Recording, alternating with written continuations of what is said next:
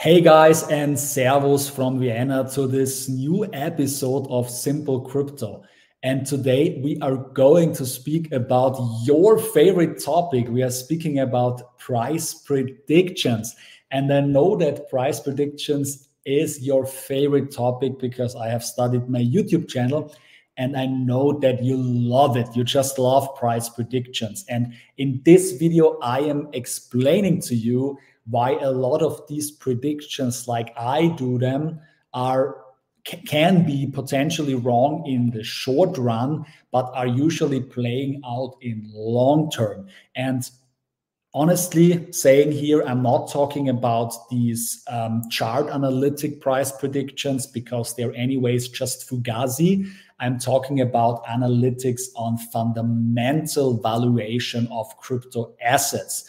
And since this is my favorite, or also one of my favorite topics, I will take you through a short journey of why and how prices are actually playing out the way they do, and what we can say about crypto prices at this point in general. So let's go into that today's video about price predictions.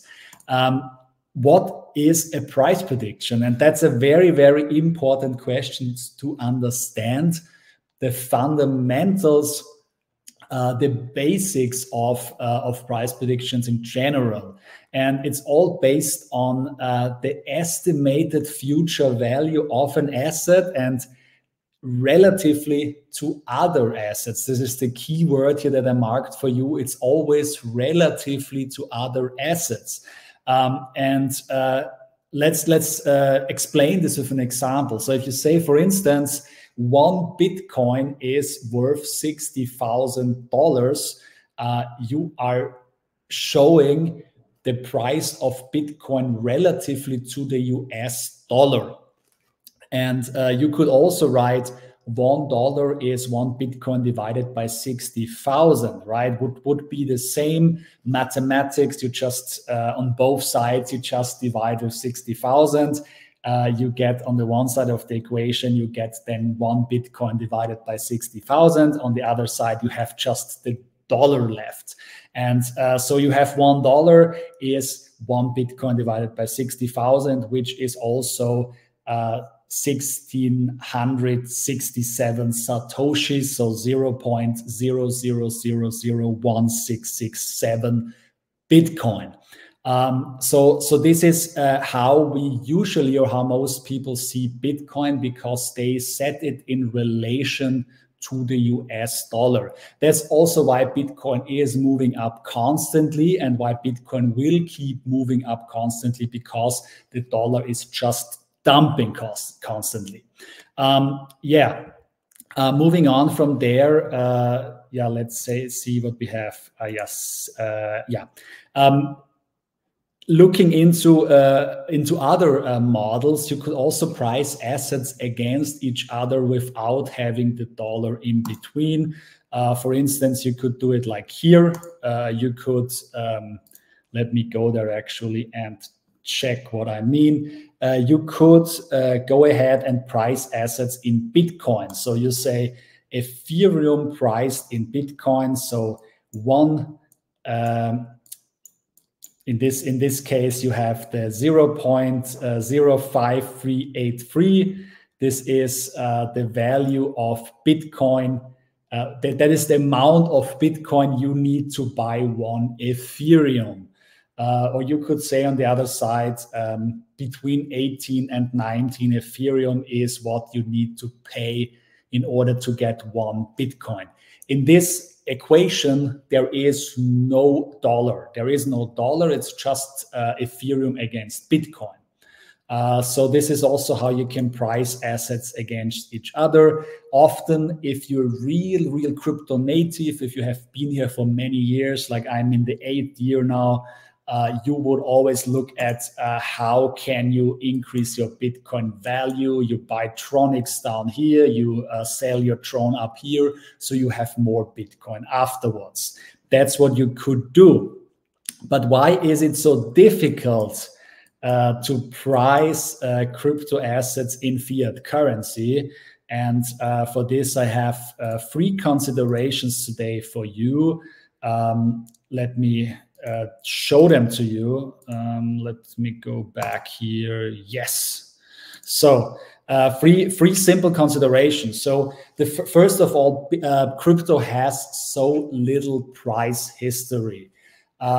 Bitcoin is about 15 years old now. The whole crypto market is less than 10 years old, to be very honest, from the pricing when it started. Ethereum did their ICO in 2014, 15, right? So we know that this is when the second biggest asset kind of launched, and that's 10 years ago. And since then, in the beginning, not a lot happened. It took quite a while until the first assets and the real mania of crypto assets started in 2017, 16, 17 is when they got more and more. So, but yeah, we have almost no price history. So how should we even price these assets? And when we look back at our other window here, and we go to CoinGecko, we can check out that the market cap of Bitcoin, when all the Bitcoins are in circulation, is about 1.2 trillion. We need to set this in relation to some asset, as we said before, which could be, and in this case, we say we look at physical gold, because Bitcoin is the digital gold, right? So we say, why should Bitcoin not be at least as valuable as the physical gold is? And honestly, I don't think much speaks against it to say that. So the physical gold currently has a market cap of about 16 trillion. Looking at Bitcoin's market cap, that would mean we have a growth potential of about 13x. So it can multiply about 13 times to reach the market cap of gold. However, what do you think about that? I mean, tell me in the comments below if you think this is a fair comparison, or shouldn't be Bitcoin valued much, much more? Because Bitcoin is not only like gold, it's also digital, and it's it's something that you can send around the globe within a very, very short amount of time. You can protect it just by knowing your seed phrase. You don't have to store it like gold with all the cost that comes with that. And also, it's the only asset, the hardest asset that ever existed. I think, as Chris Burniscape put it in his paper 2019, that there was never an asset of the hardness of Bitcoin before. So why wouldn't Bitcoin exceed the value of gold, actually?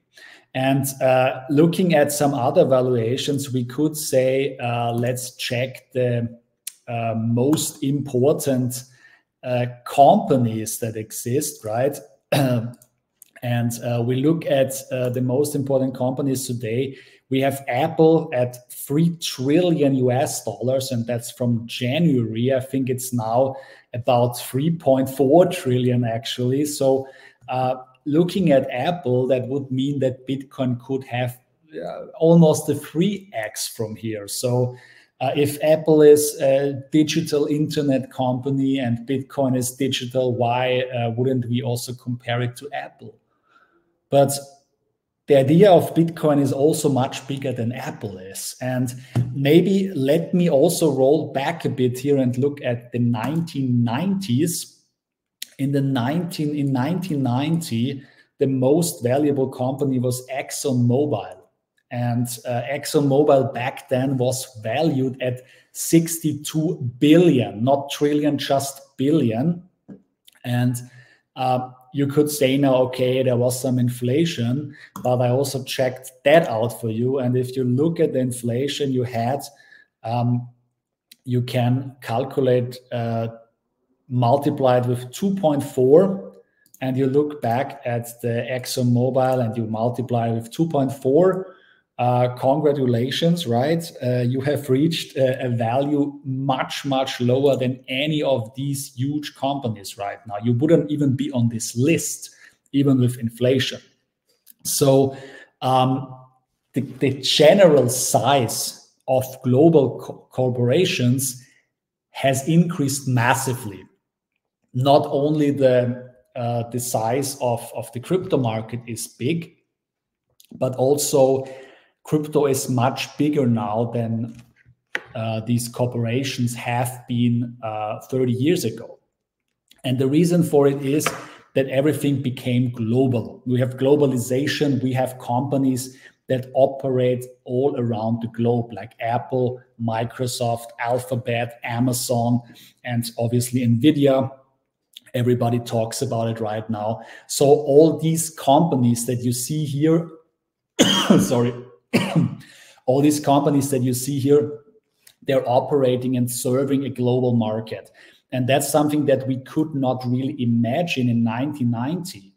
If you ask somebody in 1990 whether a company could be over 3 trillion in value, people would have said, are you crazy? Are you crazy?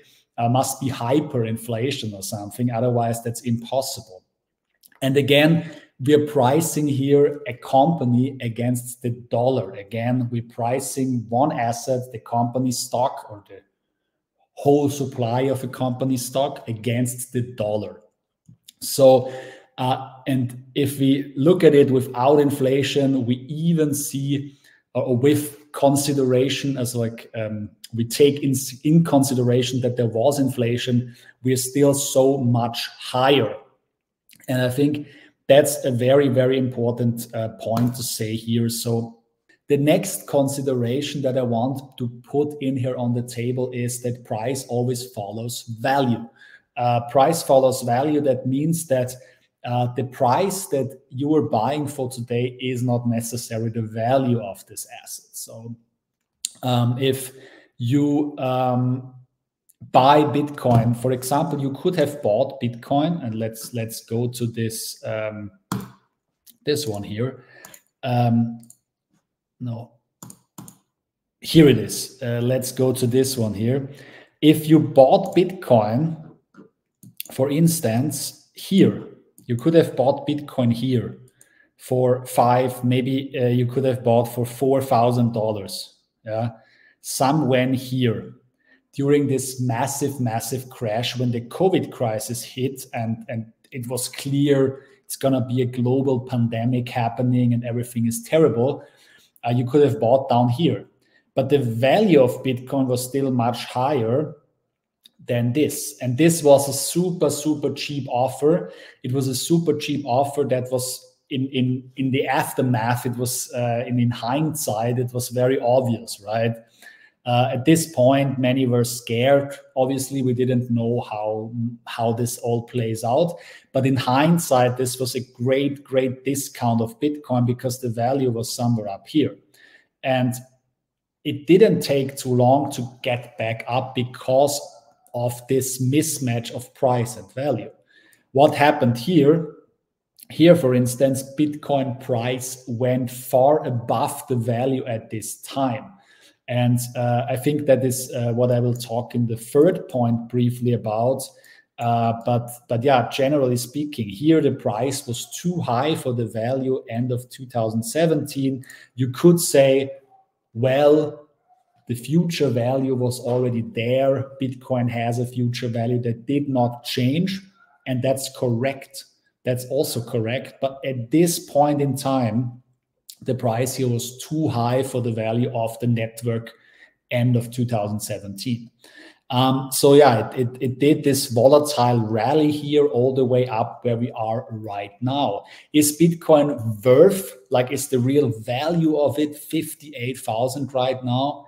Honestly, this is hard to say, but most likely we're undervalued by now. So it's not that that anybody can say what the clear value is at this point, but it's pretty cheap when you consider that that we will move most likely higher very soon. We could also see a dump down here, but let's not talk too much about this. Let's just say that the future value of Bitcoin is probably much higher than the current price. So this is a buy every time. You only need to be able to deal with the volatility that we are facing in between.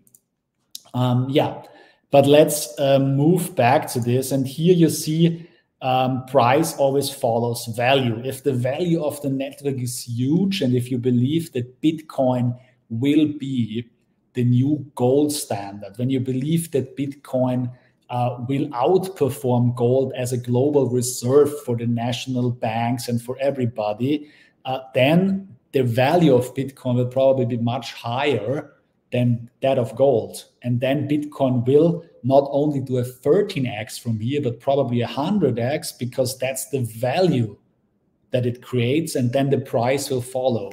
That's what I wanted to say with this second consideration. And the third one, I already spoke about it a bit, is timing. So when you bought Bitcoin in 2017 at the peak, you probably bought too expensive for that time. But from the general idea that what Bitcoin is, the price was already cheap, or was still cheap, because you could say the value should be 100 trillion. I mean, Plan B, for instance, says exactly that, right? So if this is the third consideration, is timing. And what else should we talk about timing? When I do this fundamental price analysis, these fundamental predictions, I mean the theoretical price of an asset that it should reach during this bull market and not tomorrow. So I'm setting it in relation to other crypto assets. And when other crypto assets are dumping like they did during the last week, then everything is kind of moving a bit. Everything is the relations stay similar. But if Bitcoin goes down 10%, you also need to correct these price predictions, because they're always only valuable in relation to each other. So when the sentiment is bad and everything is dumping, obviously these price predictions, they do not play out. But yeah, when the market comes back, and I wish that all of you, I hope that the bull is back. And yeah, if not, then I hope you're gonna find a great job to do honest work again. Until next time, I wish you all the best. Your Alex.